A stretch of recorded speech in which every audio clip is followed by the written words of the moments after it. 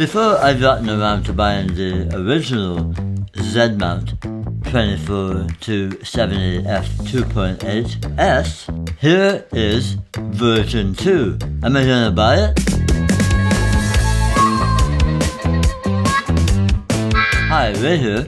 Yesterday, Nikon announced version 2 of the NIKKOR 24 to 70 f2.8s lens. As I said, I didn't get around to buying the original version. Why not? Well, there's a number of reasons, but mainly I had this older, well, some might call it ancient now, 2007 version F-mount, and I've been using it mostly here as the overhead lens. This thing is a beast, built like a tank, but it is heavy.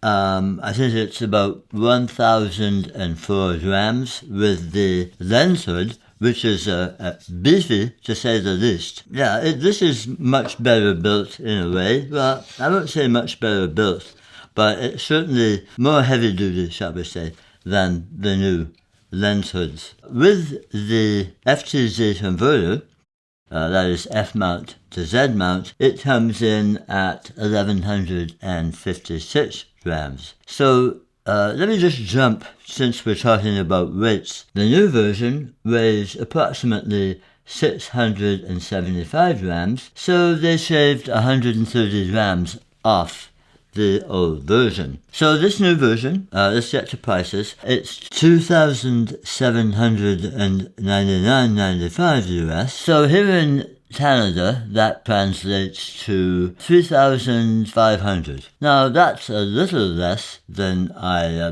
speculated on my friend Matt Irwin's live last night, but yeah, still $3,500 Canadian. So looking at a few of the new improvements and features of this new 24 to 70 f2.8 lens, we have the world's first full-frame 24 to 70 2.8 with internal zoom. Well, I'll take their word for that.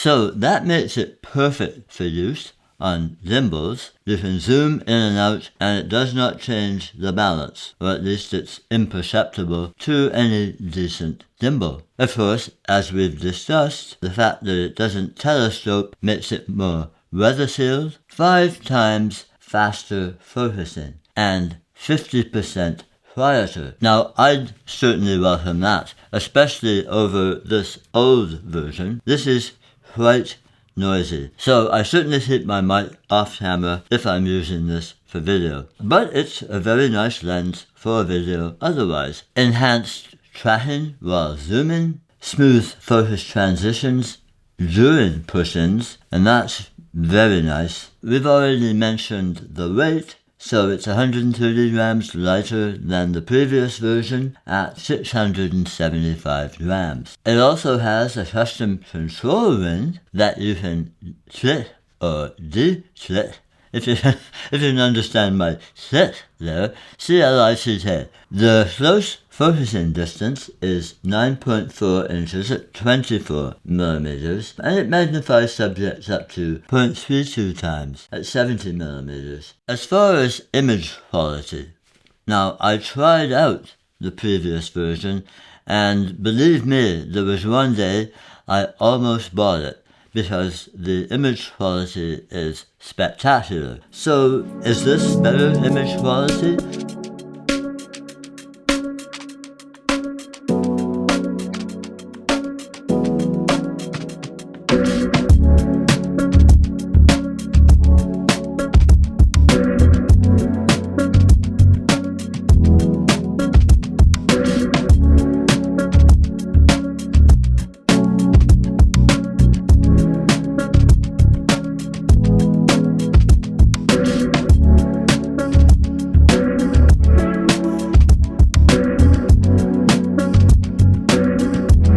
Maybe it is, but I would be happy if it was even as good as the first version. As far as coatings, a little bit different than the last version, which had Arneo coat and mesomorphous coat. This version has Arneo coat and nano crystal coat. In my experience, these modern coatings specifically on these Z mount lenses are absolutely fantastic. You can shoot directly into the sun with no flare to speak of at all. So I'm not going to go into every detail about this lens.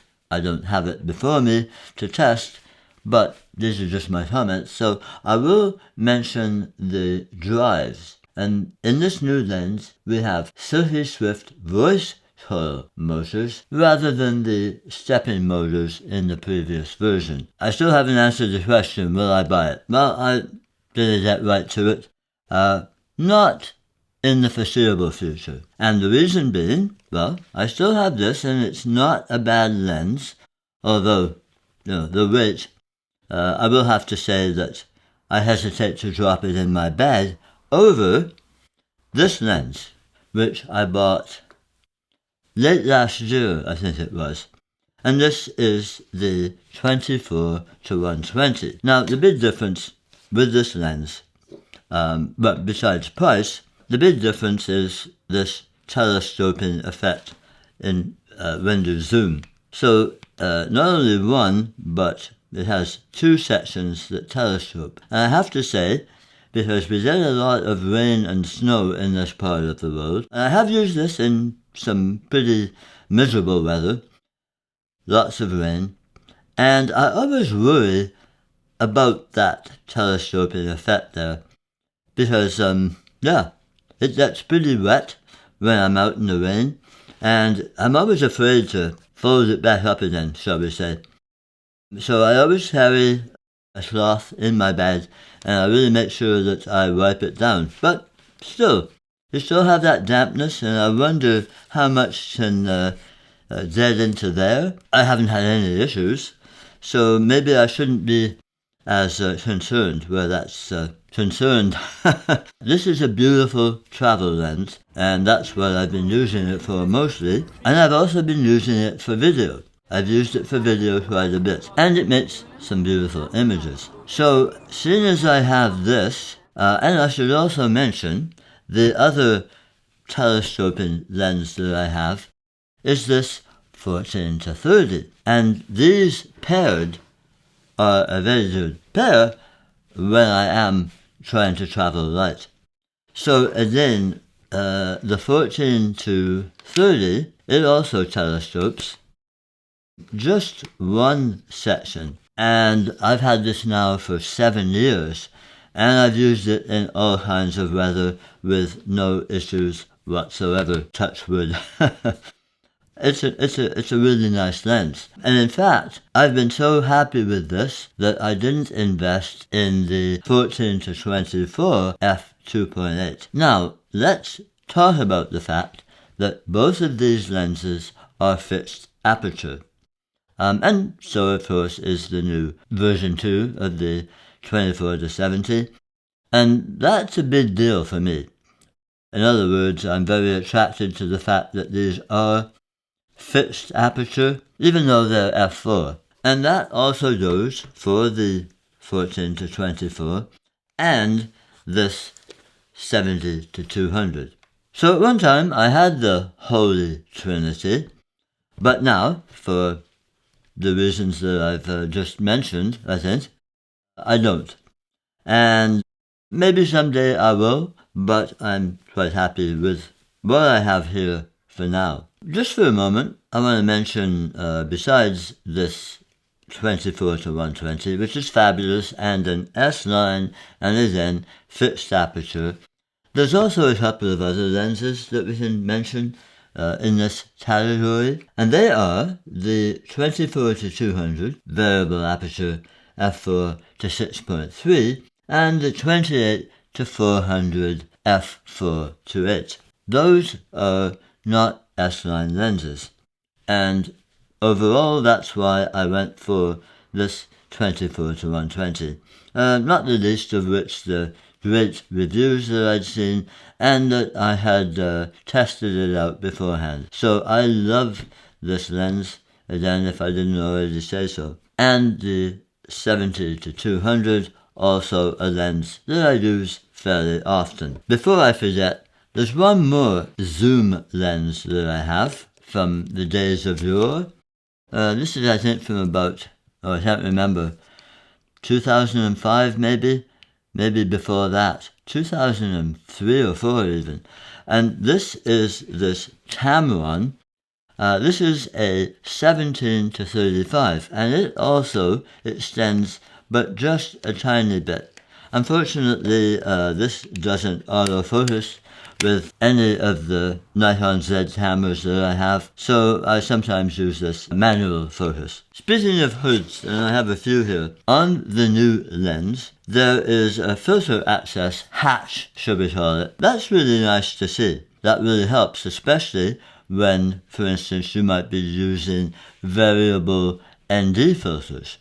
Excellent. Or polarizers. Now, I would have been very happy to have this new 24 to 70 2.8 lens the other day, or this 24 to 120, because we were out up on a cliff when we were lucky enough. Suddenly there was a pod of killer whales came in right below us. I would have been probably at 24 end of the lens and then zooming out. Well, actually this 120 would have been perfect, because then they swam away from us and I would have been able to zoom out and get them again breaching and diving and blowing. Would have been fantastic. But as it was, I left all my real camera gear at home because I was just testing out a action camera for a video that's in the planning stages that I'll bring to you within the next month or so. Well, that's it for this quick look, or my comments, on the new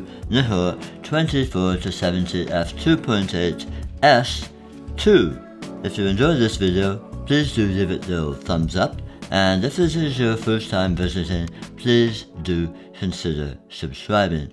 Hit that notification bell so you don't miss more content from me. In the meantime, take care of cheers. We'll see you later.